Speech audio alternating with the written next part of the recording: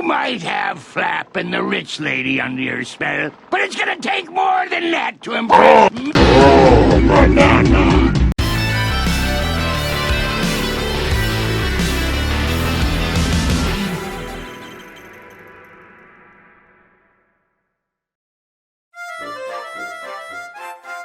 So, Donkey Kong Bananza. Now, objectively, this is probably one of the best 3D platformers I've ever played. It channels all the upsides of Odyssey while still managing to have each collectible feel significant. There's so much freedom to explore, and the destructible terrain is extremely addicting to play around with. On top of that, they didn't skip out on the characters being well developed. Pauline was a great companion over the course of the game, and Voidco, they all felt like great villains, with 2 of them having decent redemption arcs. Although, okay, I'm just going to address the elephant in the room. Or should I say crocodile, yeah! I'm not going to review this game. Plenty of people have done that already. I'm going to do something I haven't seen many people do. We need to talk about how absolutely bonkers that ending was. So, if it wasn't already obvious, the conspicuous commander King K Rool finally came back after, what, like 17 years? Super Sluggers was the last game he appeared in, if I remember correctly. I know he was in Smash, which was awesome, don't get me wrong, but at the time they never really capitalized on that. Until now. Now! He's back, and he is better than ever. Can we take a moment to appreciate just how good his design looks in this game? Pretty safe to say they worked off his design in Ultimate, but there's more color, more facial expression. Not to mention, K Rool's also f***ing huge in this game. They perfectly captured how unhinged and brutal he is, especially going off his last major appearance in Donkey Kong 64. Speaking of that game, I think we should go over the voice acting real quick. In that game, K Rool's presence was really imposing and cunning. Well, except at the end where he got his ass beat. The biggest factor of that, though, is his voice. It's deep, it's guttural, it's powerful. It's the kind of voice that would leave you scared as a kid. In Bananza, they capture that essence perfectly while still modernizing it. He has that same power behind it while sounding more manic and depraved since he was locked in the center of the earth for God knows how long. Here, let me play a comparison.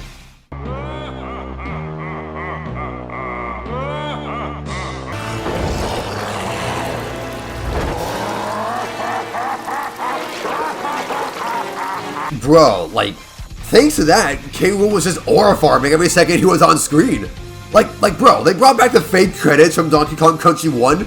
He was on demon time with that Gangplank Galleon remix.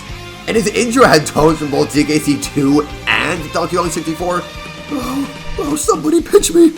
Don't even get me f***ing started on that part in New Donk City. Dude, all the neon signs plastered everywhere? Like, bro, this is something Eggman would do. Also, can we talk about how when he flooded the city with lava right here, he almost definitely killed like millions of people? Like, we can compare the size of New Donk City to New York City, right? What's the population of NYC again? 8.5 mil? Yeah, so K Rool's clinically insane. Nothing new, I suppose. Speaking of insane, you want to take a look at some of the lines this guy's saying?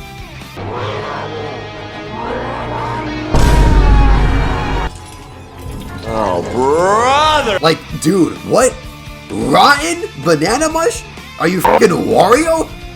This shift in goals is so funny to me. The guy's depraved.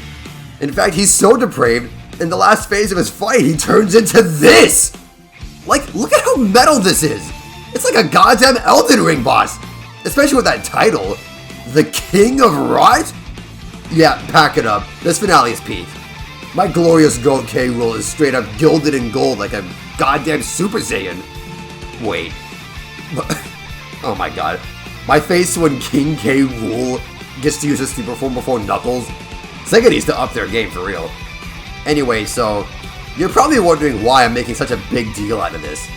For one, this is probably one of the biggest character comebacks I've ever seen in gaming. K Rool's performance here was absolutely immaculate, and there isn't a single thing I would change. However, this is also important due to how integral King K. Rool is for the Donkey Kong IP. Like, imagine if for the Mario franchise, Bowser and his army was just strangely avoided for years and years, with each game having a new villain that just, for one reason or another, never really stuck. But that's just the surface. It's time for a history lesson. A lesson on the era of Donkey Kong helmed by Rareware, famously known for Banjo-Kazooie, and why those games are so important.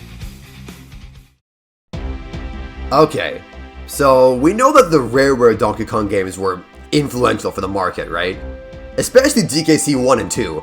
The graphics were cutting edge, the platforming was super tight, and this is what I'm going to be focusing on, the world building was pristine. It's kind of hard to explain if you haven't played them, but each game made the effort to feel connected. Like the worlds are really alive with all the people you see along the way. The first one had you seeing the extended Kong cast, the second one introduces some new Kremling characters, the third one kinda just does more of the same, but also has a great world map. And Donkey Kong 64, that game has you helping all kinds of people with how many collectibles the game has. I think that is what helped so many people get attached to DK back in the day. And the two Retro Studios games, Returns and Tropical Freeze, didn't really put in that same effort in terms of world building. Don't get me wrong, these games are both amazing, with Tropical Freeze beating the OGs in terms of gameplay if you ask me. But those games did make the best effort to connect things. Going into the villains, the Tikis just weren't really that deep, and while the Snowmads were better, they were also really derivative of the Kremlings, with a Viking motif instead of a pirate one. The Retro Studios games captured the quality and gameplay of core DK, but Rare did that and then some with their world building. With that, I am happy to report that Bananza has the best of both worlds, with Rare's passion and Retro's quality. The Fractones feel like they were ripped right out of Banjo-Kazooie, with their huge eyes and knack for rhyming. The Fossils reference all kinds of Donkey Kong Country characters like the Animal Buddies, and this game takes the same care to world building that makes the Rareware games so fascinating to get into. I already mentioned how Voidco were excellent new villains that I could see coming back, and Void Kong could have worked great as the main villain. That's the thing though, he ain't. K Rool is. Him and his Kremling crew. And what I think is the biggest love letter to Rare aside from K Rool himself being back, is the return of the classic Donkey Kong Country enemies. Everyone's here! They have the Kremlings, Zingers, those Vulture dudes, the weird Kamikaze Kremlings, and an armadillo that I don't recognize. They even have the Claptraps, which I didn't notice at first. They all have the same iconic sound effects when they get defeated too. Like, listen to the Kremlings. It's so surreal having a Donkey Kong game where you can finally hear the enemies go, "Argh!" I know I already gushed about K Rool, but man, that entire ending sequence was just peak. All these characters triumphantly returning pushed this game from a 9 out of 10 to a 10 out of 10 for me. And again, I'm not saying a Donkey Kong game needs to have K Rool as the antagonist. Diddy Kong Racing was made by Rare and had no K Rool in sight. But no one minded because 1, Whizpig was a great villain for that game, and 2, K Rool appeared soon after in Donkey Kong 64. It's not that new villains are bad. Again, Voidco are great new villains and I think they could come back just fine. It's the fact that we've gone so long without DK's perfect rival that people went stir crazy, especially with how unsure his future was.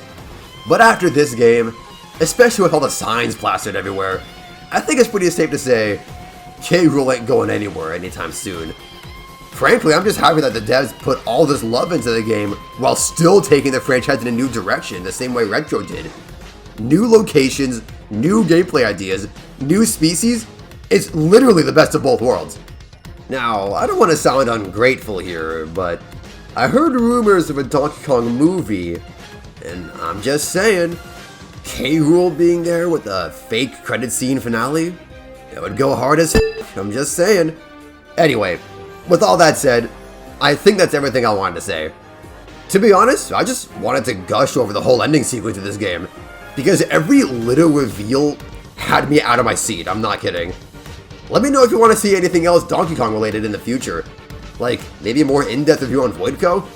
Don't forget to like and subscribe too. and smash that bell the same way Donkey Kong would. I can't make any promises, but I want to try to ramp up production, so hopefully it won't be too long till my next video. See you then, everybody.